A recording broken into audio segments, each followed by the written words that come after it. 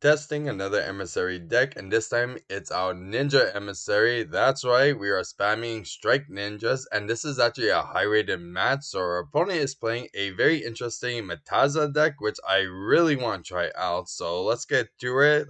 And don't forget to hit that like and subscribe if you're enjoying the series as well. So we're starting first with a return, a Spirit Reaper, Donzalo, MST, and an Emissary. Our opponent has the Sangan, the Swords, the Duskarala, Cold Wave, and Injection. Very nice. We draw into a Strike Ninja. We're pretty much all set. We're just going to go and summon, set, and pass. He's going to go with the Tomato and pass. And now we're going to go and summon the other Emissary. Now, as soon as we see that, and we're like, you know what? We don't know what he's playing, so it might be like a Cyberstein, OTK. So I decided to just leave the Tomato because I'd rather he race his battle phase than us just swinging and then he goes all out. So he's going to set the Sangan, and then we're going to go Blind MST off the bat. And if he were respawning in anything destruction, it's okay. So we're going to summon the Exile. We are definitely going to use it because we don't know what that face down is. And it is a Sangan, so he is going to plus and get the Saboteur. Now we're going to swing, and he's going to go supposed to summon a Mystic Tomato, but we are passing just in case. So he's going to go Cold Wave and then set the Saboteur. And we draw into the Nobleman Crosshair, which I'm like, oh man, we can't even use it. So Emissary is going to attack first, and now we see the Mataza, and now we're like, okay, interesting.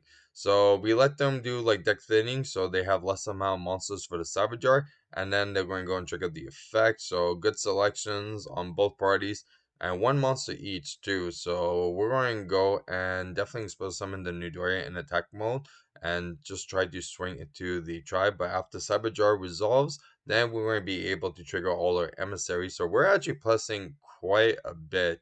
So you're going to see in a moment, we're going to trigger both of them, and we're going to add two dragon zombies. So we're going to have both of them back into the hand, and then we're going to just suicide just so we both don't have a monster. And then from there on, we are just going to set, since we didn't summon a monster this turn, and then just go and discard on the end phase and then pass. So Spirit Reaper is in case if he is going to do like an OTK, at least we have a monster that could protect us.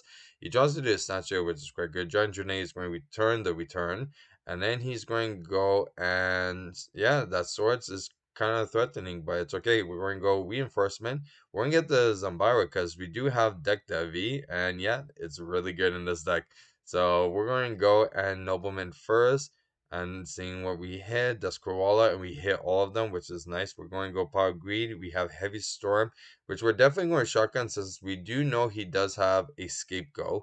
So I'm hoping he does activate. Yeah, he does. So we don't really have to come in to attack since we have the Zabara and the Deck Devi. So we are going to go and just set it and then set the Deck Devi.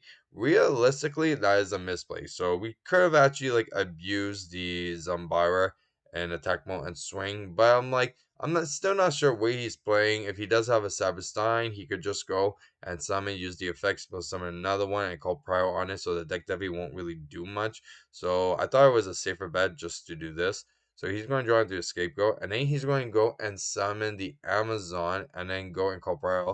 Now he did see the deck Devi was added in hand with the Cyber Jar, which I thought was weird, and I'm like, well, why didn't you not activate Last Will first? So then commit into a monster. So if anything goes wrong, or even Tarantula, you didn't see Tarantula, you can actually benefit off that one last will, and you don't have to activate both of them.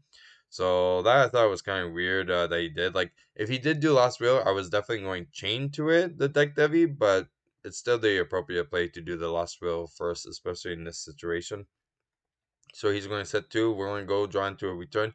Spirit Reaper is going to be switched to attack mode. Then a Strike Ninja is going to be summoned since we do have a lot of dark monsters. So we're all set over there. So we're going to swing. He's going to go ring on the Spirit Reaper, which is correct because then we were just chain Strike Ninja onto the ring and he minus a card.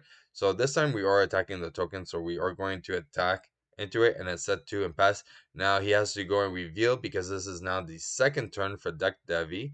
And we're just going to use Strike Ninja effect on his end phase. Now it's our turn. We're going to go Graceful Charity. And let's see. Nice duo. So that is a big game changer. So we're going to definitely use that.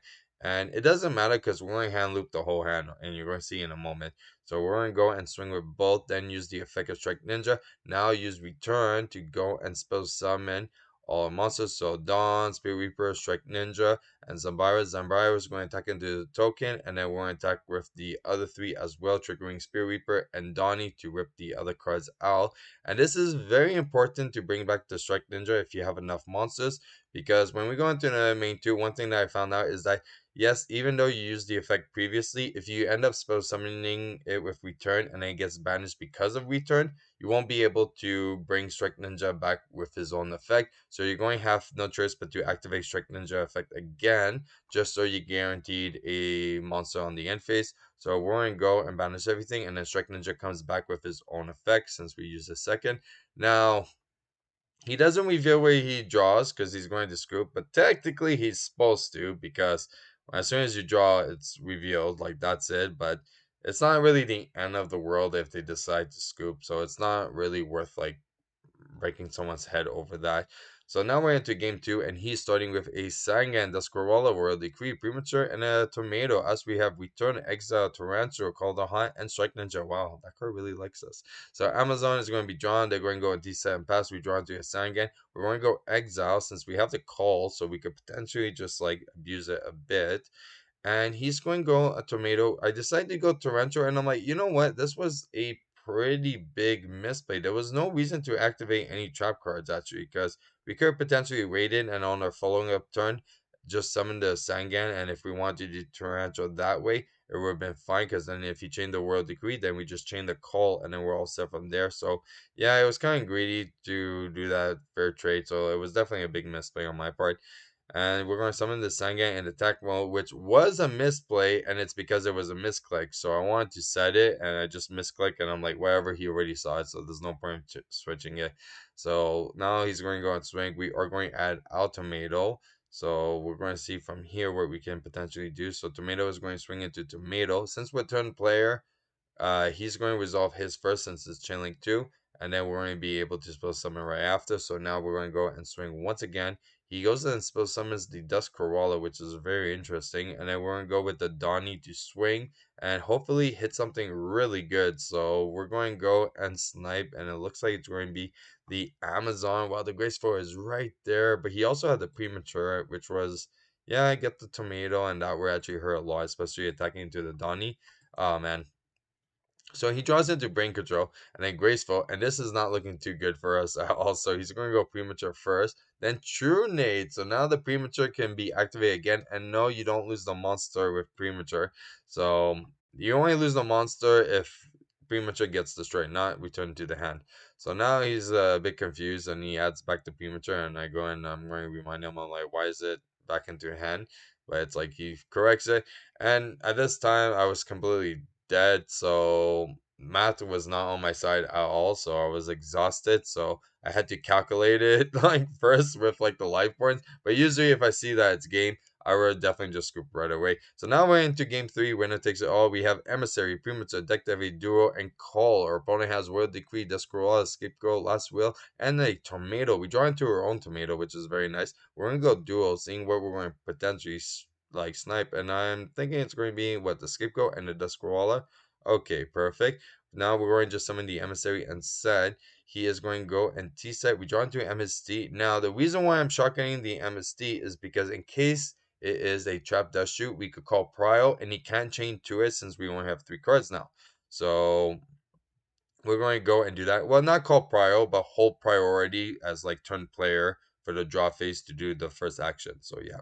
So now we're going to summon the tomato. We're going to attack with the emissary. It's a Duskarala. Not looking too good. We don't really have many things that are high beaters. So we draw into a ring. Not bad. We're going to go and swing. And he is going to supposed to summon a tomato, which was a big mistake because our tomato is now going to swing. And we're going to do a tomato challenge. Swinging once again. And since we're turn player, we get to see what he's supposed to summon first. So it's going to be a cannon soldier. So I'm like, you know what I'm going to do? A Nudoria. So we're going to go and swing into the cannon soldier to pop the Dust Corolla.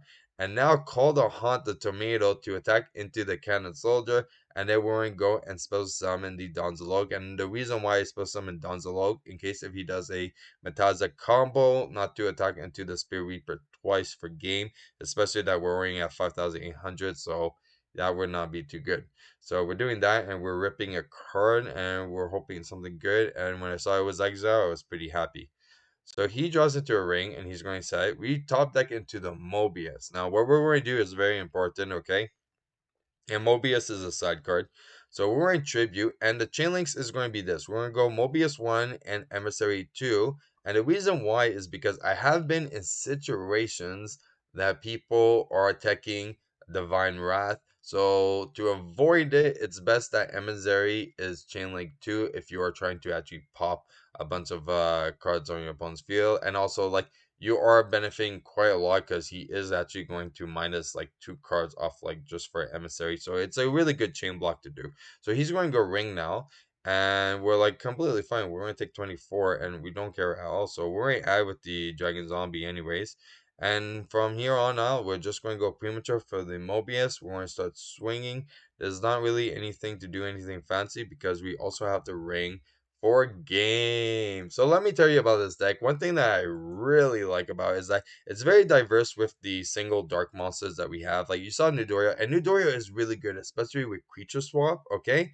Because you just benefit a lot. If you give your opponent a Nidorya and they have like a face down monster or something that they didn't give you, you can attack into the Nidorya and then kill it and then pop their other monster as well. So it helped in a lot of situations, especially like getting it with tomatoes. Donzalog, amazing.